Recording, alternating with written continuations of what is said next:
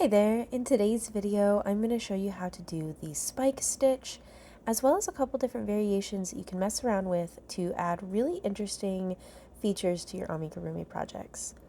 So this is a flat swatch versus a round one, and the main difference between these is essentially we're working a long single crochet, and when you're working flat, it's easier to see the stitch directly below wherever you're working.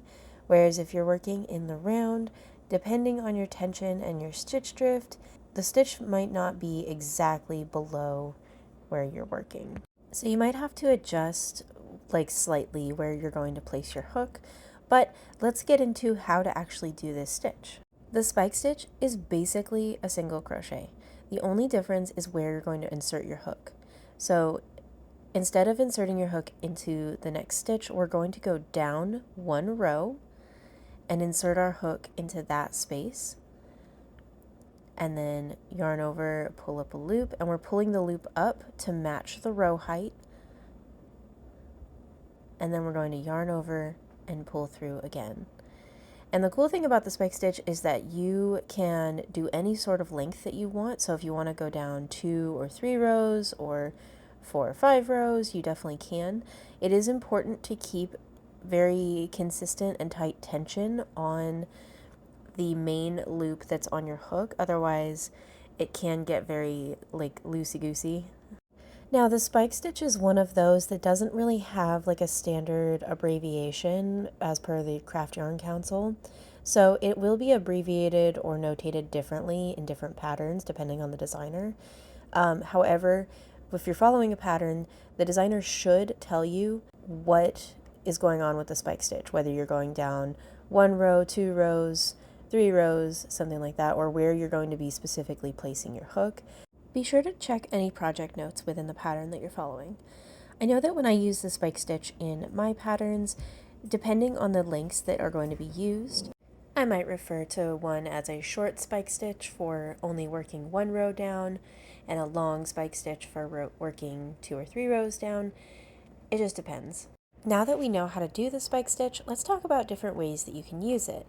It looks especially good if you're layering different colors, like I did here, but you can also mess around with layering different levels of the spike stitch like I did on this flat swatch. It is also reversible when you're doing it flat, not so much for amigurumi, but either way. Now you can also work on a diagonal. You don't actually have to work spike stitches straight up and down. So let's see what that would look like if we wanted to go forward some. So I'm going to insert my hook 2 rows down and a couple stitches over. Again, I'm pulling that loop up to the row height, and then I'll yarn over and pull through.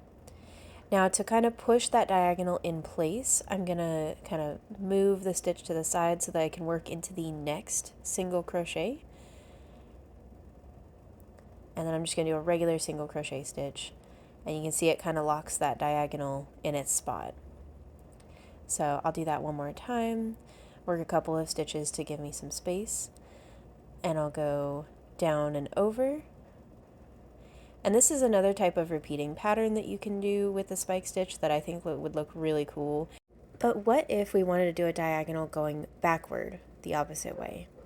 Now that does require a little bit of finagling. Like I said earlier, tension is important. You want to keep this initial loop as kind of tight as you can.